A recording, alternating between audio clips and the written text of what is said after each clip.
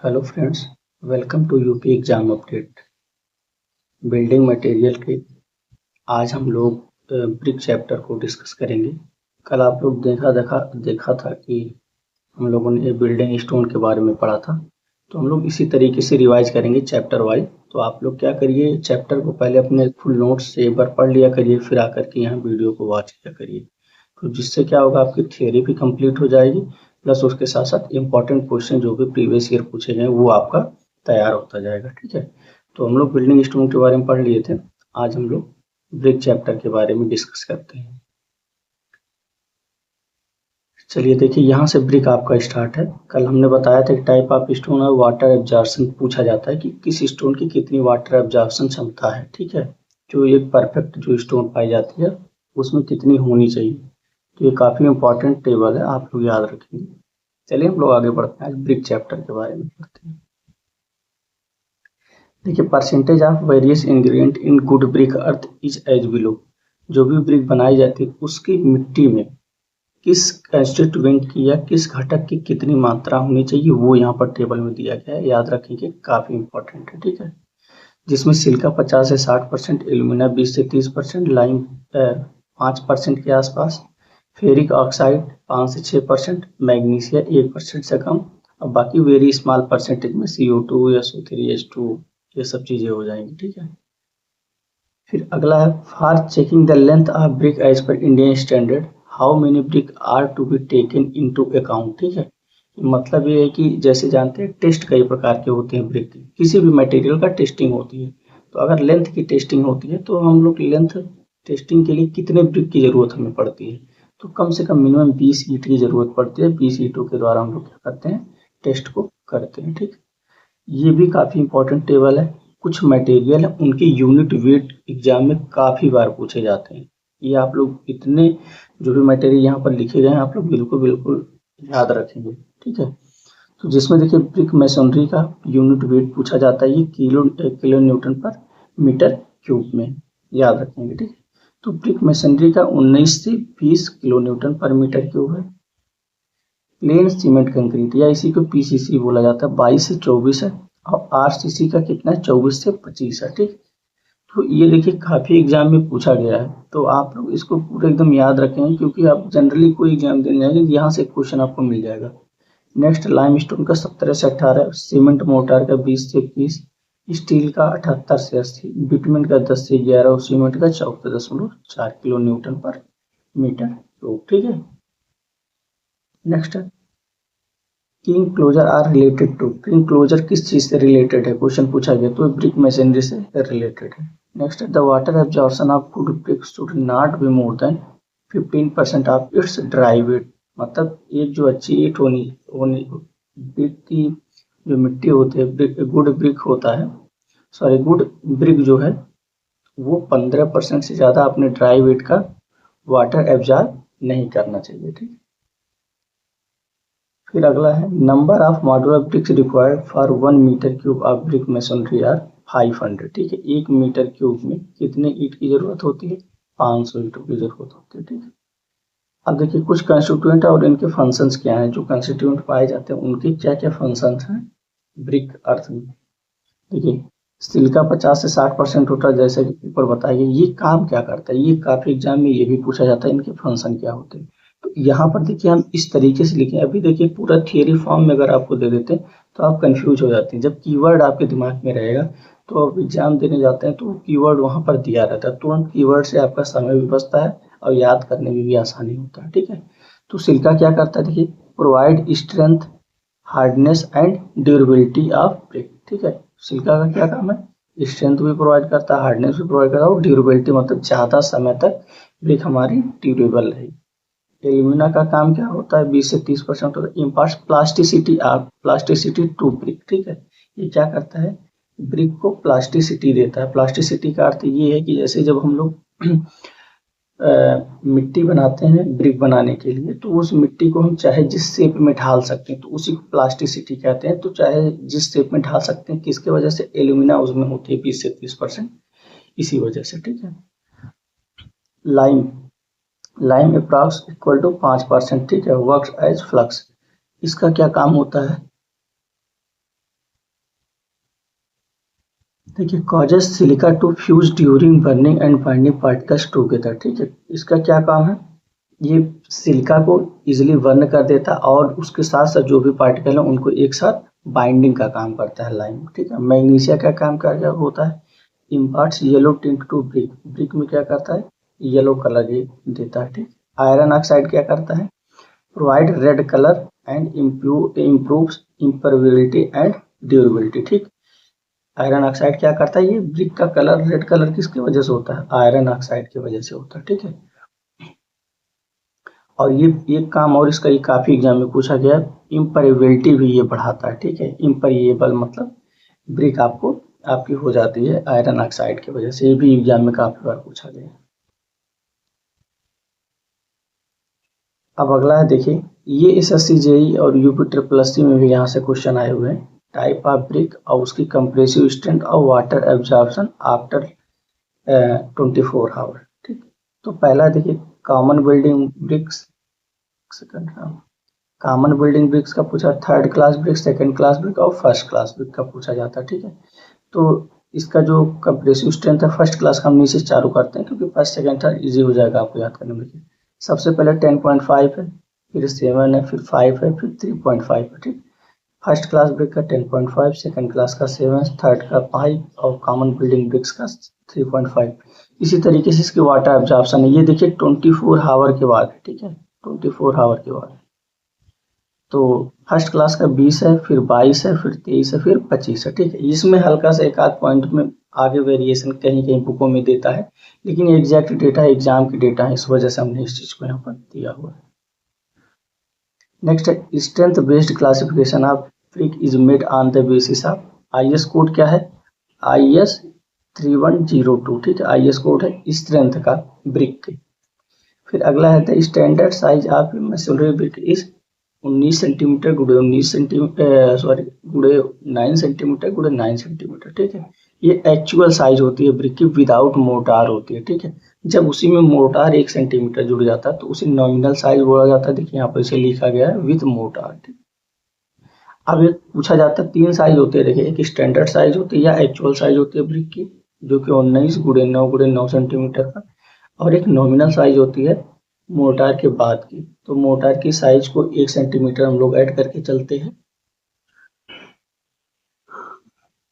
तो देखिए 20 गुड़े 10 गुड़े 10 सेंटीमीटर हो जाता है, ठीक है। इसके बाद एक साइज पूछा जाता है साइज ऑफ कन्वेंशनल, ठीक, कन्वेंशनल ब्रिक की साइज क्या होती है, तो 23 सेंटीमीटर गुड़े 11.4 सेंटीमीटर गुड़े 7.6 सेंटीमीटर होता है, ठीक है, याद रखेंगे आप। नेक्स्ट है the indentation provided in the face of the brick is called frog, ठीक है। फ्रॉग बनाया जाता है, आप लोग जानते हैं थोड़ा सा धंसी हुई होती है ब्रिक उसके एक सरफेस पे, ठीक है। तो इंडेंटेशन मतलब मार्क्स बनाए जाते हैं, तो उसको क्या बोला है, तो इंडेंटेशन मतलब मार्किंग होती है, तो उसे क्या बोला जाता है, उसी को फ्रॉग बोला जाता है। अगर a layer of dry bricks put below the foundation concrete in the case of soft soil is called soling, ठीक है। जब कोई भी सॉइल कहीं की भी सॉफ्ट होती है तो उसको हार्ड बनाने के लिए हम लोग क्या करते हैं, एक ड्राई ब्रिक की एक लेयर मतलब बिछाते हैं, उसकी सोलिंग करते हैं, तो उसको क्या वो क्या करता है, ब्रिक को बिछाने के बाद वहाँ की जो सॉइल है सॉफ्ट से पहले फिर हार्ड होती है, तो उसी को क्या बोला जाता है, सोलिंग बोला जाता है, ठीक है। अगला है hollow bricks are generally used with the purpose of, hollow brick का यूज क्यों किया जाता है, प्रोवाइडिंग इंसुलेशन अगेंस्ट हीट, ठीक है। हीट का प्रभाव ज्यादा ना पड़े बिल्डिंग पे, अंदर हीटिंग ज्यादा ना हो, इसीलिए हॉलो ब्रिक का यूज किया जाता है, ठीक है। The shape of the brick gets deformed due to rain water falling on hard brick. The defect is known as chips बोला जाता है, ठीक है। अगर गर्म ईंट है उस पे पानी गिर जाए या रेन वाटर गिर जाए तो उसमें जो डिफेक्ट आता है उसको क्या बोला जाता है, चिप्स बोला जाता है, ठीक है। फिर नेक्स्ट है the portion of brick without triangular corner equal to half the width and half length is called queen closer. Queen closer क्या किसे बोला जाता है, हाफ विड्थ हो और हाफ ही लेंथ हो, ठीक है। तो उसके जो टुकड़ा प्राप्त होगा आपको उसको क्वीन क्लोजर बोला जाएगा, ठीक है। यही चीज यहाँ पर भी दिखा गया है। When a brick is cut into two half longitudinally one part is called queen closer. Queen closer, मतलब ब्रिक है ये मान लीजिए आपकी, ठीक है, ब्रिक आपकी है, तो इस तरीके से ऐसे काट दिया जाए तो एक जो ब्रिक प्राप्त हो रही है एक साइड की, इसी को क्वीन क्लोजर बोला जाता है। Next the red colour obtained by the brick is due to presence of iron oxide, बताया ही गया पहले। Excess of silica in the clay, जैसे एक होता है कि सिलिका की जो इफेक्ट होता है ब्रिक में वो क्या होता है, तो ऊपर बताया गया जैसे ड्यूरेबिलिटी बढ़ाता है, स्ट्रेंथ बढ़ाता है, ये सब चीजें। लेकिन आप लोग जानते हैं किसी भी चीज की जब अधिकता हो जाती है किसी भी चीज में तो वो उसमें ड्रॉबैक भी डालता है, डिफेक्ट भी डालता है, ठीक है। तो एक्सेस में अगर सिलिका हो जाए तो उसका क्या ड्रॉबैक हो जाता है, ठीक, makes the brick brittle and weak, brick को क्या बना देता है, वीक और ब्रिटल बना देता है, ठीक है। ब्रिटल मतलब आप लोग जानते होंगे जैसे उसका कांच की तरह व्यवहार हो जाता है, मतलब गिरेगा तो टुकड़े टुकड़े में फट जाएगा, ब्रिटेटनेस वाला गुण आ जाता है। अब यहाँ पर देखिए एक टेबल बना दिया गया, इसीलिए बनाया गया, इंग्रेडिएंट दे दिया गया और उनके फंक्शंस दे दिया, और इफेक्ट इफ इन एक्सेस, अगर इन इंग्रेडिएंट की मात्रा ब्रिक में ज़्यादा हो जाए तो उसका क्या डिफेक्ट पड़ेगा ब्रिक में, ये चीज़ें दे दी गई हैं। देखिए कितना शानदार पीडीएफ तैयार किया गया है। तो मतलब अगर आप एक टेबल तैयार कर ले हैं तो उसके फंक्शंस क्या हैं और उसके ड्रॉबैक क्या है आपको पूरा तैयार हो जाएगा, विद परसेंटेज तैयार हो रहा है, सोचिए। तो जो पीडीएफ तैयार किया गया है ये मत समझिए आप लोग कि ऐसे हवा हवा में तैयार किया है, बहुत ही सोच विचार करके इसमें तैयार की गई चीज़। तो और ये सभी प्रीवियस ईयर क्वेश्चन है, चाहे जहाँ एसएससी में, यूपी ट्रिपल एस या आरआरबी जे या अदर पीएसयू एग्जाम में पूछे गए, उन सबकी समरी इसमें आपको दी जा रही है बुकों में, ठीक। तो आप लोग ध्यान से केयर करके पढ़ाई करिए। हमारी कोशिश है कि हम लगातार इस सीरीज को बनाए रखें और ज़्यादा से ज़्यादा आपको कम समय में क्वेश्चन को करवा दें, ठीक है। देखिए सिलिका का क्या है बताया गया है, फंक्शन क्या है, एक्सेस क्या है। अब इसको हम देखिए आप लोग पढ़ लीजिएगा ऐसे ही वीडियो से, हम इसको समझाते नहीं जिससे हम आज ब्रिक वाले चैप्टर को कंप्लीट कर ले, क्योंकि अभी एल्यूमिना को हमने पीछे ही बताया हुआ है, ठीक है। एल्यूमिना लाइम हो गया, इसके फंक्शन को बता दिया गया है और इसका इफेक्ट क्या होगा अगर ज़्यादा मात्रा में हो जाता है, तो आप लोग इस चीज़ को यहाँ से पढ़ लेंगे। हम इसीलिए स्क्रीनशॉट ले लेंगे, इसीलिए हम हटा दिए, क्लियर कर दिए, ठीक है। अब इसके बाद आधा स्क्रीनशॉट यहाँ से ले सकते हैं, ठीक। चलिए हम नेक्स्ट बढ़ते हैं यहाँ से। The term frog means A depression on A face of BRICS, हमने बताया कि एक सरफेस पर क्या होता है, दबा हुआ होता है सरफेस ब्रिक का, वहां पर नाम वाम कुछ लिखा हुआ होता है, आप लोग उसी को फ्रॉग बोला जाता है, ठीक।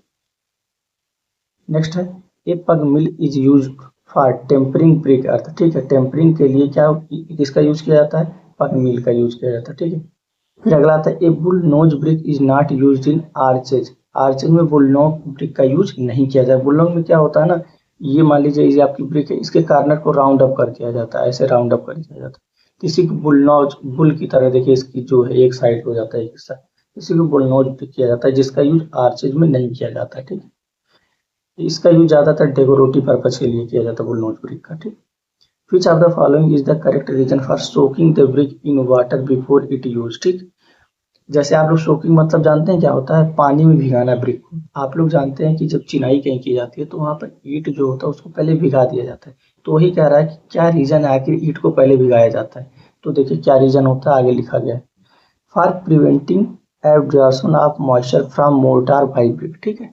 इसका कहने का मतलब ये है ब्रिक को मशीनरी में चिनाई में यूज करने से पहले भिगाया इसलिए जाता है क्योंकि अगर भिगाया नहीं जाएगा तो जो मोर्टार होगा या मसाला आपका होता उसमें का जो पानी है वो ब्रिक क्या करेगा, एब्जॉर्ब कर लेगा। तो जब वो चीज एब्जॉर्ब कर लेगा ब्रिक तो क्या करेगी, आपका जो मसाला है वो ड्राई हो जाएगा जल्दी, तो सूखेगा जल्दी से, तो वो स्ट्रेंथ गेन नहीं कर पाएगा। इसीलिए क्या किया जाता है, ब्रिक को पहले भिगा करके तब यूज किया जाता है जिससे वो मोर्टार के वाटर को वो एब्जॉर्ब ना करे, ठीक है। नेक्स्ट है in the composition of good brick the total content of silt and clay by weight should not be less than 50%, ठीक है। जो भी हम लोग ब्रिक बनाते हैं, मिट्टी बनाते हैं, सबसे पहले मिट्टी बनाते हैं फिर उसी को पका करके शेप दे करके ब्रिक बनाया जाता है। तो जो मिट्टी होती है गुड ब्रिक्स होते हैं, ठीक है, उसमें सिलिका की मिनिमम मात्रा सिलिका और क्ले को मिला करके 50% से कम नहीं होना चाहिए, 50% इनकी मात्रा होना चाहिए। बाकी इससे थोड़ी बहुत ज़्यादा भी जो कोई दिक्कत नहीं, उसके बाद अदर कंस्टिट्यूएंट होनी चाहिए, लेकिन मिनिमम 50% होना चाहिए। Refractory bricks are generally use to resist, refractory brick का यूज कहाँ पर किया जाता है, जहाँ पर हाई टेम्परेचर, सबसे ज़्यादा हाई टेम्परेचर होता है वहाँ पर रिफ्रैक्टरी ब्रिक का यूज किया जाता है। जैसे आपको किल्न या भट्टी उट्टी में जहाँ पर यूज किया जाता है वहाँ पर रिफ्रैक्टरी ब्रिक का ज़्यादातर यूज किया जाता है। Which of the following defect appears due to presence of alkalis in bricks. Alkalis के कारण ब्रिक में कौन सा डिफेक्ट आता है? इफोलोरेंसेज हो जाती है। इफोल मतलब उत्फुलन हिंदी में बोला था। क्या होता है? ब्रिक के सरफेस पे व्हाइट थोड़ा सा पाउडर फॉर्म में आ जाते हैं मॉइस्चर के बाद, ठीक। तो उसी को क्या बोला जाता है? इन्फ्लोरेंसेज बोला जाता है, जो कि एल्कलीज की वजह से आता है, ठीक है, एल्कलीज की वजह से। इसी को हिंदी में उत्फुलन बोलते हैं, बहुत कठिन नाम है भाई। नेक्स्ट है which of the following is the main reason to provide frog in the brick, ठीक है।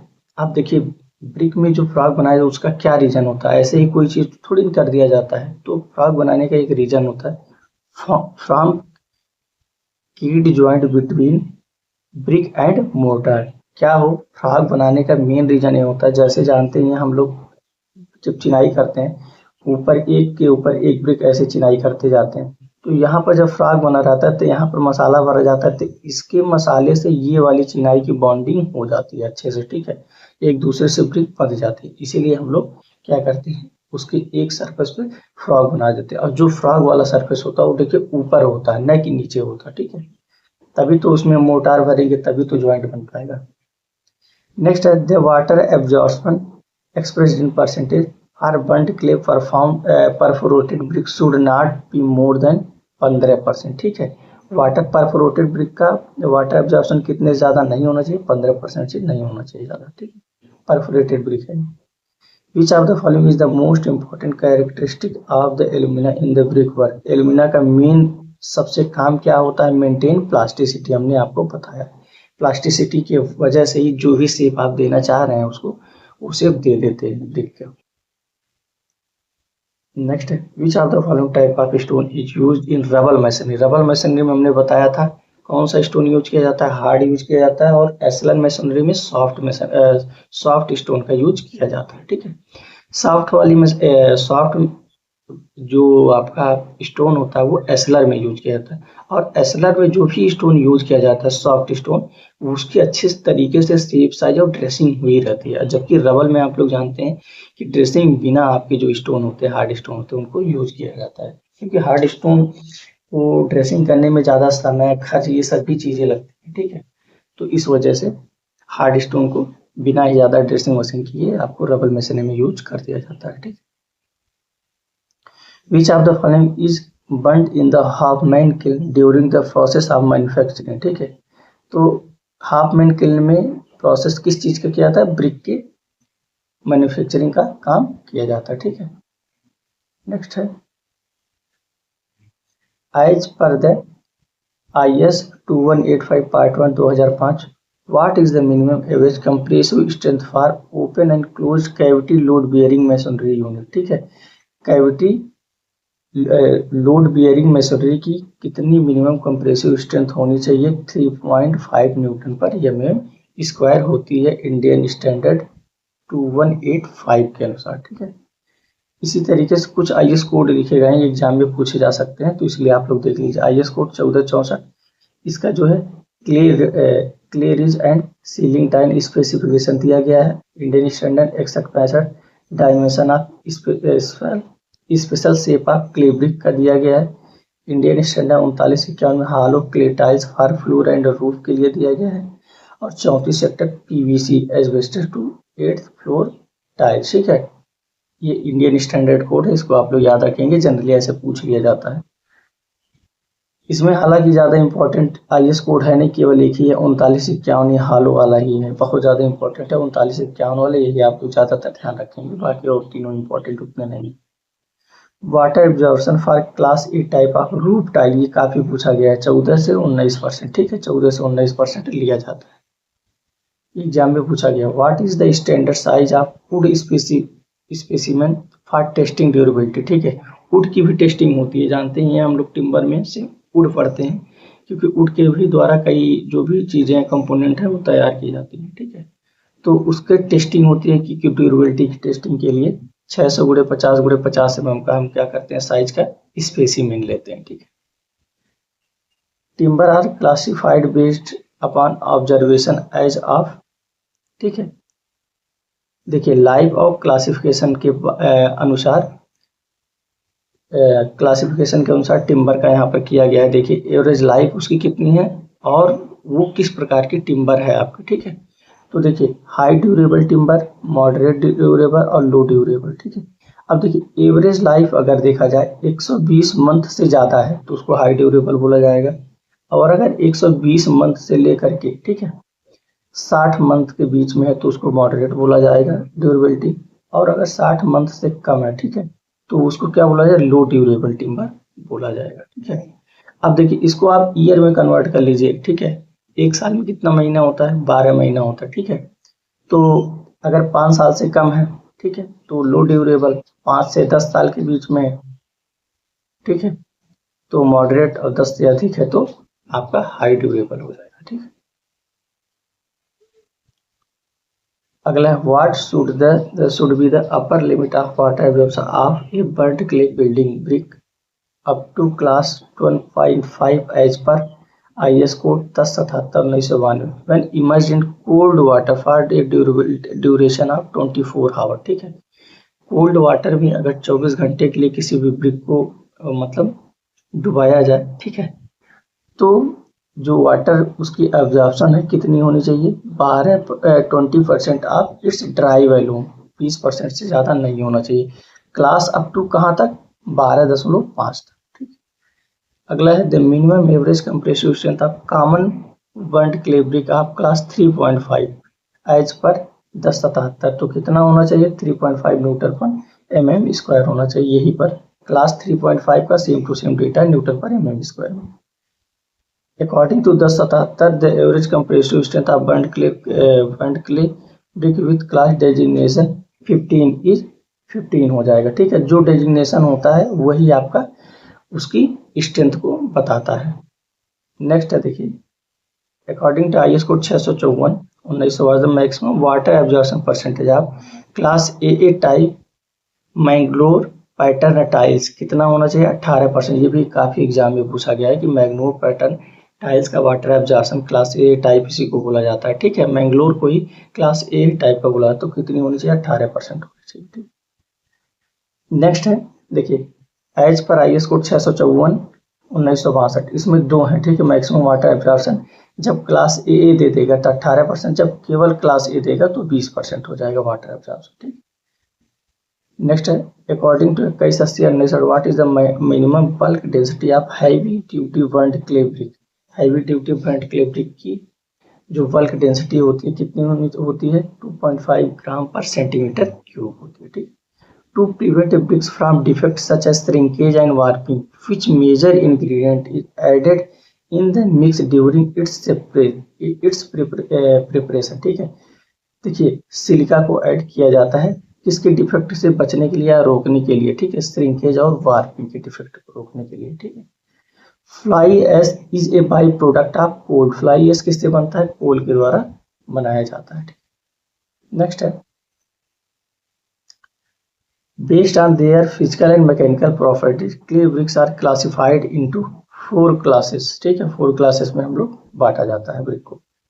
The addition of fly ash as an additive in the brick mix proportion result in reduced drying shrinkage, ठीक है। Fly ऐश का क्या काम करता है, ये क्या काम करता है, ब्रिक मिक्स में श्रिंकेज को कम करता है, ड्राइंग श्रिंकेज को रिड्यूस करता है, घटाता है, ठीक है। अब देखिए कई चीजें यहाँ पर दी गई हैं, ये आप लोग पढ़ लेंगे। एडिटिव कुछ चीजें जैसे ब्रिक में थोड़ी बहुत डिफेक्ट आती रहती है तो उसको कंट्रोल करने के लिए कुछ चीज़ें मिलाई जाती है, जैसे फ्लाई ऐश मिला दिया गया अगर तो उसका क्या फंक्शन है, सैंडी लोम मिला दिया गया तो उसका क्या फंक्शन है, राइस हस्क एज उसको मिला दिया तो उसका क्या फंक्शन है, तो आप लोग यहाँ पर देख लेंगे, ठीक है। इंपॉर्टेंट ये भी पूछ लिया जाता है कभी कभी। अब हम इन्फ्लोरेंसेज के बारे में डिस्कस कर लेते हैं। देखिए इन्फ्लोरेंसेज एक है नील है, स्लाइट है, मॉडरेट है, हैवी है, ठीक है, और सीरियस है, ठीक है। देखिए अब इसका डिस्क्रिप्शन दिया गया, कब नील होगा, कब स्लाइट होगा, मॉडरेट, हैवी और सीरियस।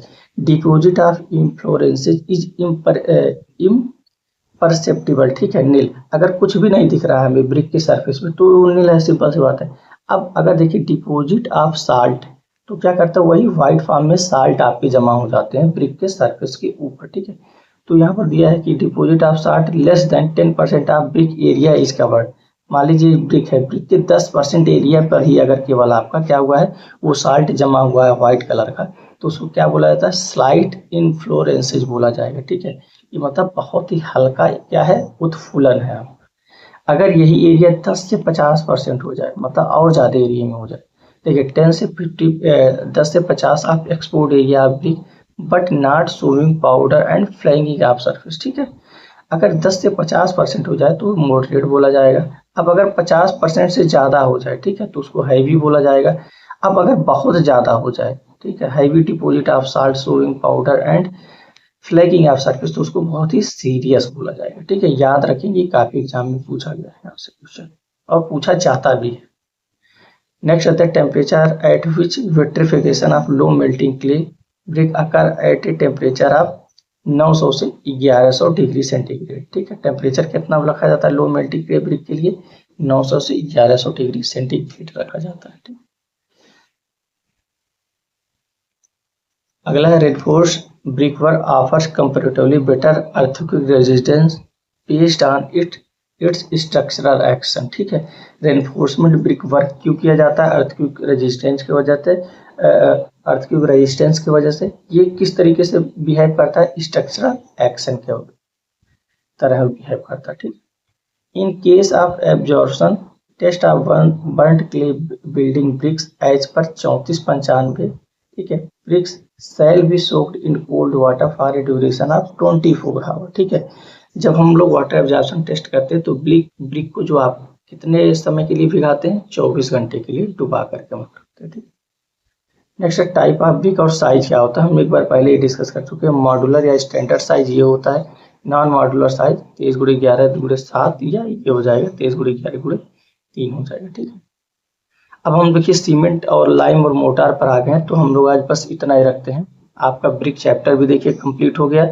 तो आप लोग एक बार देखिए हमारे साथ चैप्टर वाइज जैसे हम क्वेश्चन करवा रहे हैं प्रीवियस ईयर, और आप लोग उसी तरीके से थियरी को भी आप लोग कंप्लीट किया करिए, ठीक है। और देखिए टाइपिंग में हल्का फुल्का 1% एरर भी हो सकती है, तो आप लोग जब एक बार नोट्स से भी रिवाइज कर लेंगे तो आप यहाँ पर मैच भी कर सकते हैं कि हाँ सही है या नहीं है। कुछ चीज़ें अगर टाइपिंग मिस्टेक या हम भी मान लीजिए बोलने में कभी कभी गलती हो जाती है इंसान से, ठीक है, तो आप लोग उस चीज़ को कमेंट बॉक्स में करेक्ट जरूर कर दिया करिए, जिससे हम नेक्स्ट वीडियो में उस चीज़ को सुधार भी कर लिया करें। और बाकी हमारे तरफ से ये है कि 99.9% आपका जो भी कंटेंट है एरर फ्री है, कोई भी त्रुटि नहीं है, लेकिन 0.1% ह्यूमन नेचर की वजह से आप लोग जानते हैं हो सकती है, ठीक है। और जो भी साथी चैनल पर नए हैं, आप लोग चैनल को सब्सक्राइब जरूर करें, शेयर करें, लाइक कमेंट जरूर बताया करें कि आप लोगों को सेशन कैसा लग रहा है, ठीक है। तो जो 2 चैप्टर आपका कंप्लीट हो गया है, जिसमें स्टोन और ब्रिक हो गया कंप्लीट। कल हम लोग सीमेंट, लाइम और मोर्टार के क्वेश्चन को डिस्कस कर लेंगे। इस तरीके से एक एक सब्जेक्ट आपका हम जल्द से जल्द सोचे हैं कंप्लीट करके आप लोगों को प्रोवाइड करा देते हैं, ठीक है। चलिए ठीक है, मिलते हैं नेक्स्ट वीडियो में। बहुत बहुत धन्यवाद।